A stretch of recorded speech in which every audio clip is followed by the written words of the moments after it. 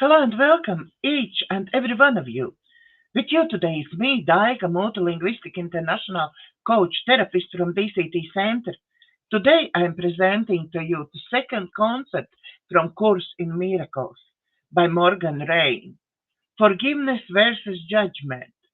Please remember, if you are interested in personal therapy and healing, you can reach out to me or Morgan for private sessions. All contact details is in description below the video. If you like what I do, please like, share and subscribe to my YouTube and Rumble channels. Enjoy the course and God bless. Okay, so let's just take a moment and come to the present moment. And so I invite you to do that by just bringing your full attention to where you are, feeling and experiencing the presence of yourself right where you are.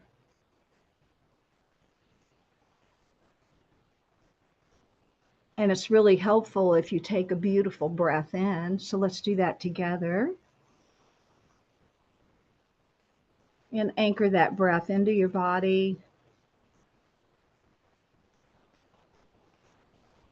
allowing it to clear your mind so that your mind is fully present here and your mind is open.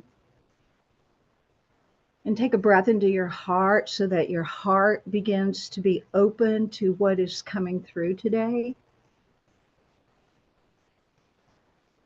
The greatest gift you can give yourself is the present moment. And so I invite you all to just become present. And as we do this, I can acknowledge and know and feel and experience the presence of the Holy Spirit right here. Within me and as me, within each of us, as each of us.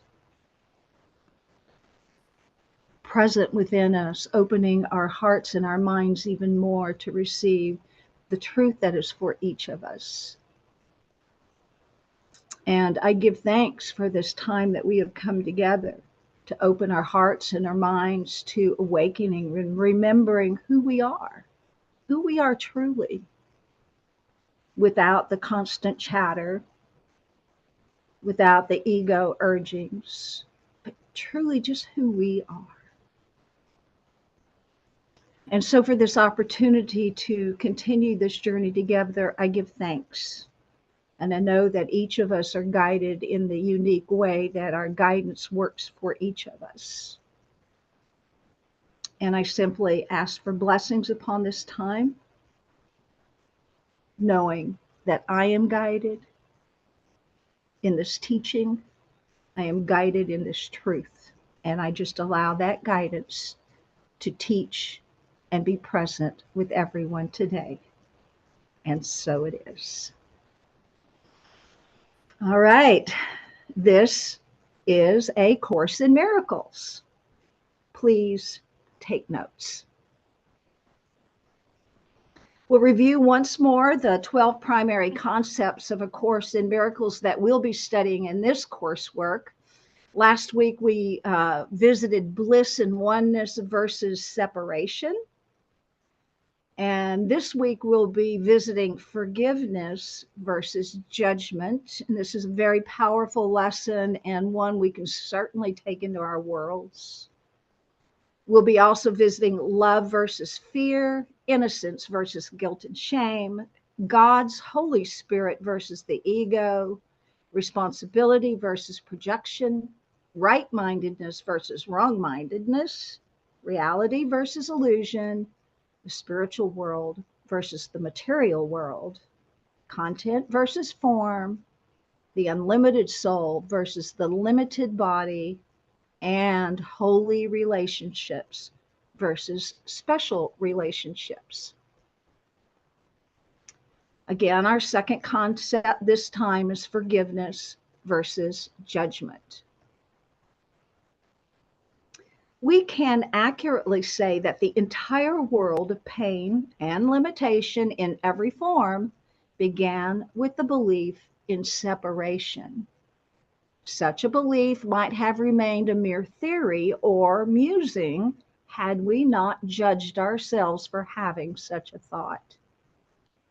And so it would also be accurate to say it all began here in this second concept, wherein we judged rather than forgave ourselves for having chosen to believe in separation, which we thought destroyed God's kingdom of love and oneness.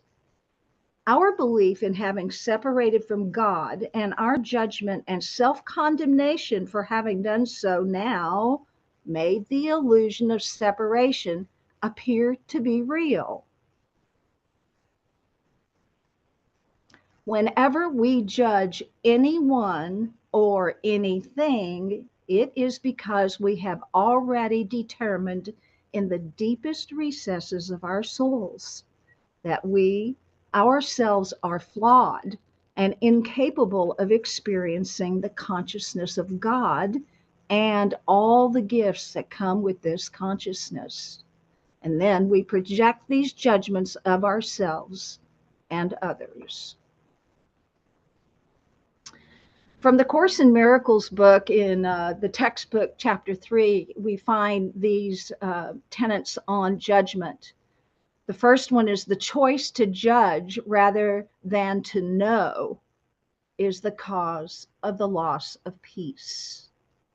The second one is judgment is the process on which perception, but not knowledge, rests. 3, selectivity of perception. Evaluation is its obvious prerequisite. Number 4, judgment always involves rejection. Number 5, it never emphasizes only the positive aspects of what is judged, whether in you or in others. Number 6, what has been perceived and rejected or judged and found wanting remains in your mind because it has been perceived. Number 7, one of the illusions from which you suffer is the belief that what you judged against has no effect.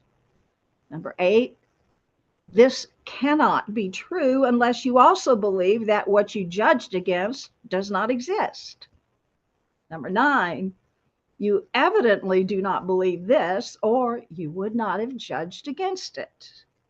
Number 10, in the end, it doesn't matter whether your judgment is right or wrong.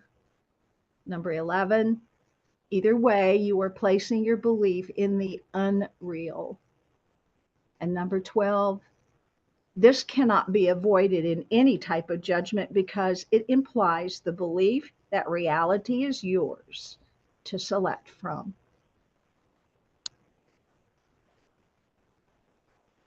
And I put this image here. Judgment is the rejection of others. And we can see from this photograph on the left-hand side, these 3 women looking, and I put another graphic there to see what they might be looking at. It could be something else, but it doesn't matter what they're judging. But you can take a look at even how they're standing, and you can see the judgment in them, and you might even see somewhere some of you in these images. So I put this graphic in here because I think it's a beautiful way of seeing how we all judge, even though we don't know what we're really judging. So judgment. So this is an exercise for everyone to really like lean into yourself and think about and feel into what happens when you judge others. So you could maybe even think about someone or something you might be judging. So what happens when I judge others? What happens in my thinking? So just take a moment and think about that. What happens when I'm judging others in my thinking? What happens when I judge others in my emotions? What happens when I judge others in my body? And what happens when I judge others in my relationships?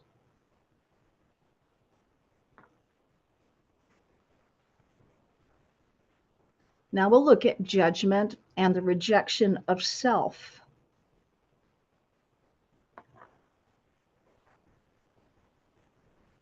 What happens when I judge myself? What happens in my thinking when I judge myself?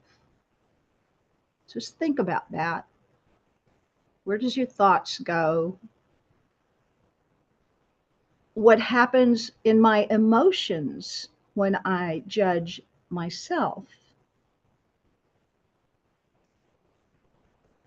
What happens in my body when I judge myself? And what happens in my relationships when I judge myself? And these are very important concepts to understand so you waken to how judgment affects not only others but yourself. The inner critic. And I bet every one of us have one of these lurking inside of us. So once we allow the inner critic to pass judgment on or attack us or others, we are no longer objective, but biased in favor of the ego's thought system. And contrary to what we believe we want, we energetically become a part of the very thing we are judging, and we end up having to face the karmic results of our judgment. And maybe we all want to take a breath on that one. Those that find fault with others will find fault in themselves, for they are writing their own record that everyone must meet, deal with that which they have said about another. For so is the image, the soul of the Creator in each body. And when you speak evil of or unkindly to thy brother, thou hast done it unto God. And that's a quote from Edgar Cayce. And I included it because I feel like it's just such a powerful reminder of when we allow that inner critic to begin fault finding of yourself or others. In A Course in Miracles, it says the strain of constant judgment is virtually intolerable. It is curious that an ability so debilitating would be so deeply cherished. Yet, if you wish to be the author of reality, you will insist on holding on to judgment. You will also regard judgment with fear, believing that it will someday be used against you. This belief can exist only to the extent that you believe in the efficacy of judgment as a weapon of defense for your own authority. I included this slide in here because I think it really sums it all up beautiful. The words you speak become the house you live in. And I would ask everyone to just really take that into your heart, into your mind. The words you speak become the house that you live in. So we get to choose. And I love that word choosing. And that came up last class as such a powerful concept, the power to choose. So choosing the truth of oneness over the illusions of shame, guilt, suffering, punishment, bad, good, pain, separation. Judgment is never justified Being angry or holding judgments is never justified, no matter what seemingly has been done to us or to others. A Course in Miracles position rests upon the firm conviction that only God's truth of love is true. The holy instant is the Holy Spirit's most useful learning device for teaching you love's meaning, for its purpose is to suspend judgment entirely. Judgment always rests on the past, for the past experience is the basis on which you judge. Judgment becomes impossible without the past. The power of forgiveness. Forgive anyone who caused you pain or harm. Keep in mind, forgiveness is not for others. It is for you. Forgiving is not forgetting. It is remembering without anger. It frees up your power. It heals your body, mind, and spirit. Forgiveness opens up a pathway to a new place of peace where you can persist despite what happened to you. And so I'll just take a moment here with, life happens, right? And relationships happen, and things happen, and misunderstandings happen. And if we look at it through this lens of judgment and, where that's coming from, and that the judgment is based on the past, it would seem logical that we may want to begin to start healing those places within us that have kept us locked into that need to judge. And really, I believe that the need to judge is a way of protecting ourselves from hurting. But the thing is, with it, we end up hurting ourselves more because of the judgment. So the practice of forgiveness, sometimes really hard, sometimes very difficult for people, because you have to give up that position of being right. And when we give up the position of being right about our judgments and our beliefs, then it becomes a different experience for us. It opens us up to this place where something else is possible and not the judgment. It opens up to a broad aspect of being. So this power of forgiveness is so important.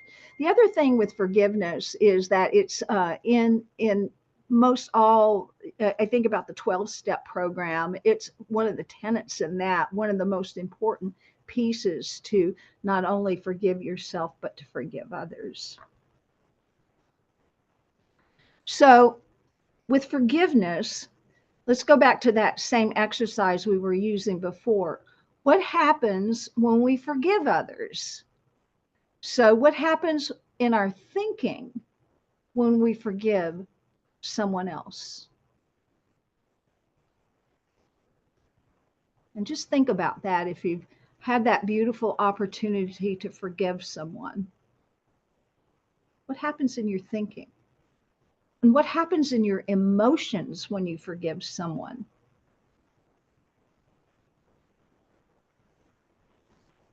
What happens in your body when you forgive someone? And what happens in your relationships when you forgive someone?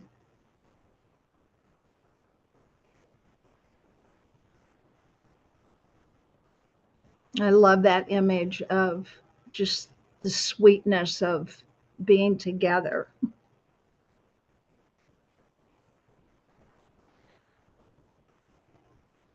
The power of forgiveness when we forgive ourselves. So imagine that you are forgiving yourself for something. Maybe you messed up. Maybe you judged someone. Doesn't matter. Think about some time when you might have done something and you need to forgive yourself for that. What happens in your thinking when you forgive yourself? What happens in your emotions when you forgive yourself? What happens in your body when you forgive yourself? And what happens in your relationships when you forgive yourself?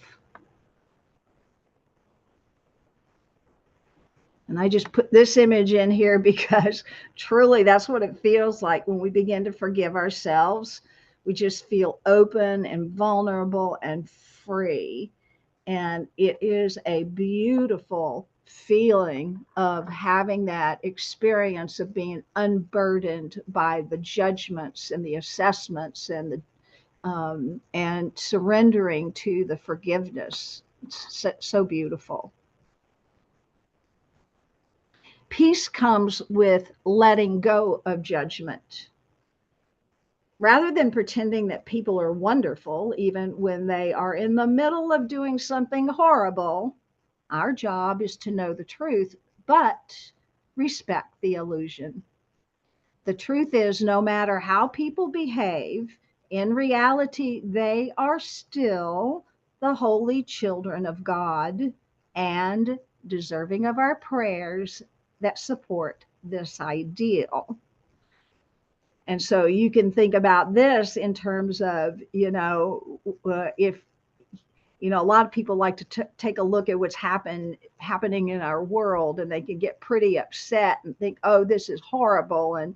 But our job is to know and see what's going on, but respect it as an illusion, that that's not the truth.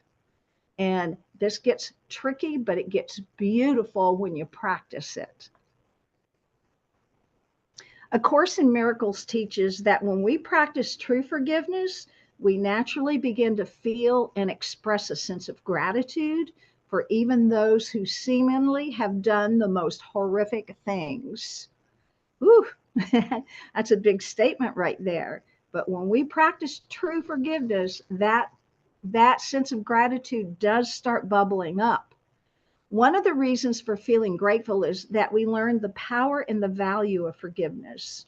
However, our seeming enemy also did us a favor by magnifying and reflecting back to us some of our deepest core issues that was previously unseen by us. And now, by having these issues exposed and choosing forgiveness, we ourselves have reached a higher level of consciousness, meaning we are much closer to returning home. It is for this, not the actual painful human experience, that we are grateful.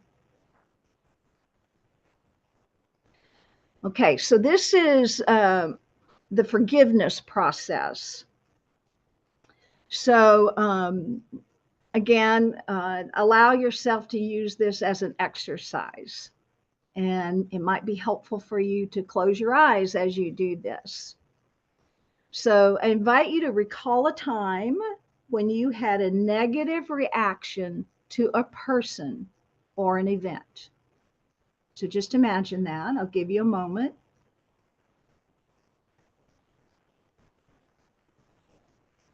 I want you to now identify that negative emotion or reaction or the interpretation of what you're experiencing. What is that negative emotion?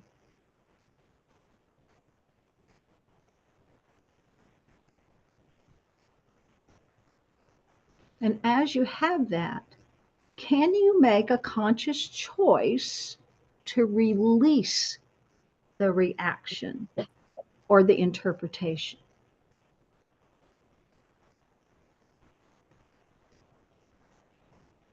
Make a conscious choice to release it.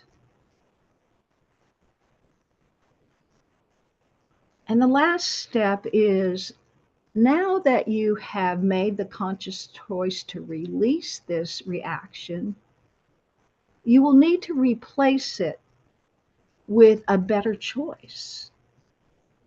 So what do you choose here? You could choose love, You could choose grace, and you could choose to forgive. Take a breath in. And this will be a good practice for during the week. So this is where we get to have that power of choosing to understand yourself is power. Choosing to love yourself is freedom. Choosing to forgive yourself is peace. And choosing to be yourself is bliss.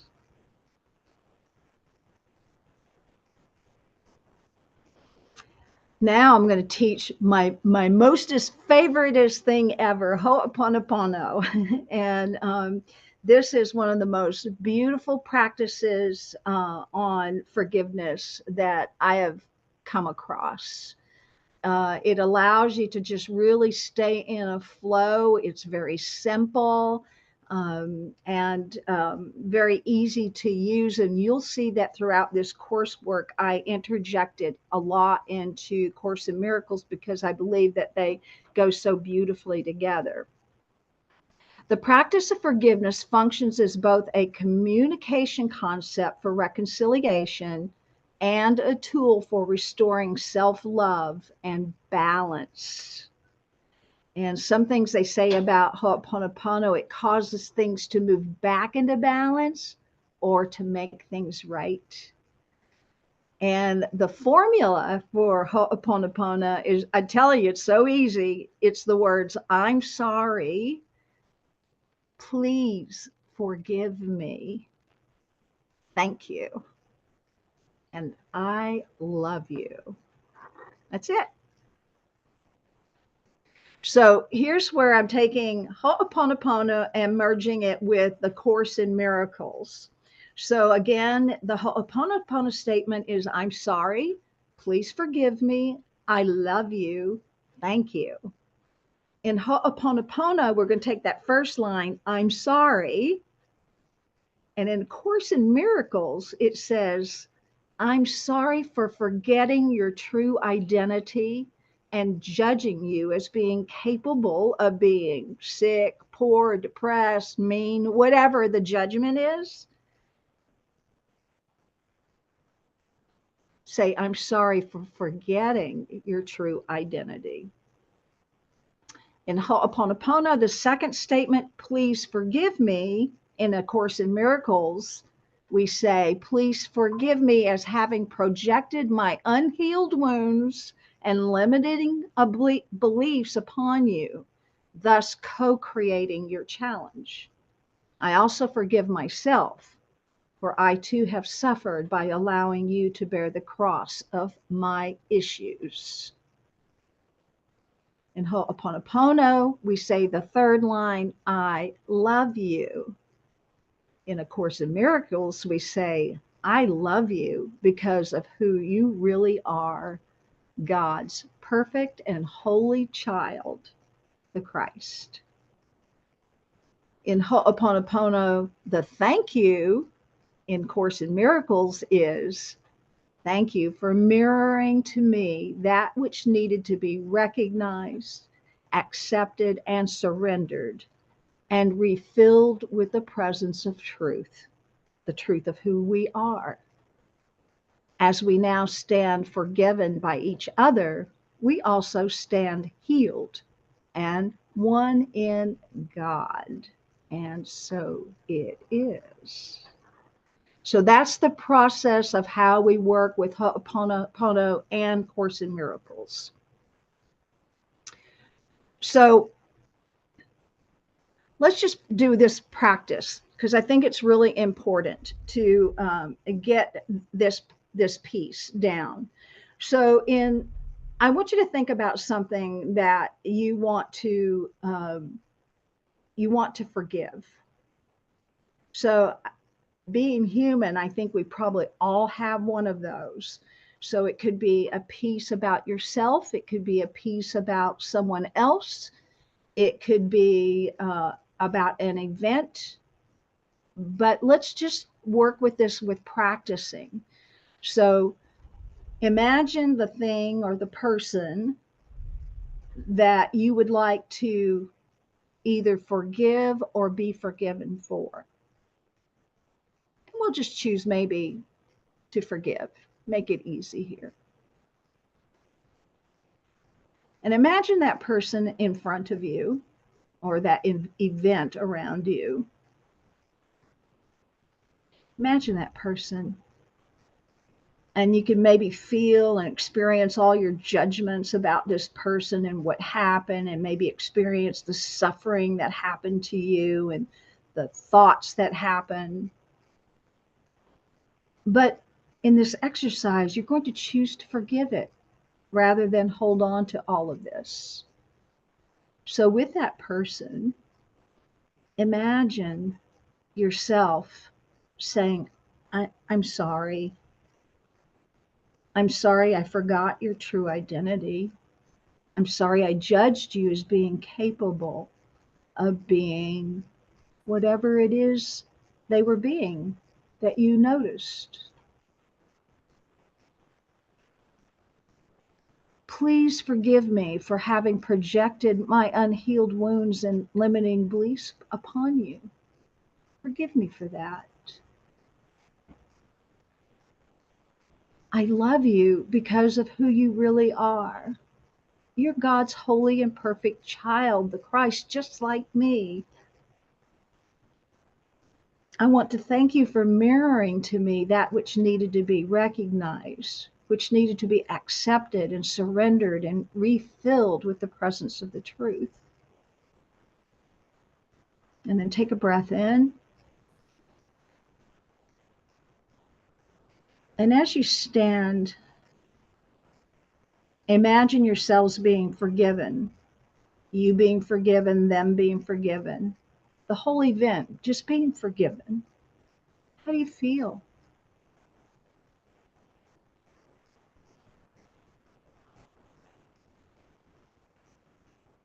What are your thoughts?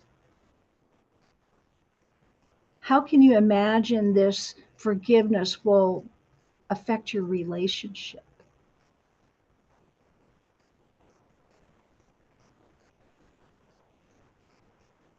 And just take a breath in and let that imagery go. As we begin to practice this, we begin to free our own selves. We free our minds, we free our hearts, we free our lives to live and be in the consciousness of who we truly are. So this is a powerful, beautiful exercise. And this is the end of class 2 and the concept of forgiveness and judgment. And I will send out the recording for you to practice during the week. And I just want to conclude with this prayer as we move into that consciousness. I give thanks for this teaching here this day that allows us to become really aware of our judgments of ourselves, our judgments that we hold against others and situations. I give thanks for this opportunity to choose to release those judgments. And maybe we're choosing to hold on to those judgments. It's a choice, and it's your choice. But I'm grateful for the opportunity, for the awareness to choose. And so for this, I give thanks. I give thanks for this teaching that has come in. I give thanks for the Course in Miracles teaching and all the teachers that have come before me and that will come after me. I give thanks for Ho'oponopono and that consciousness of forgiveness. Thank you. And as we move into our week, aware of our judgments, maybe with a newfound commitment to release and let go of judgments, and to truly practice what the consciousness of forgiveness of ourselves and all others. In love and light, I let it be, and so it is.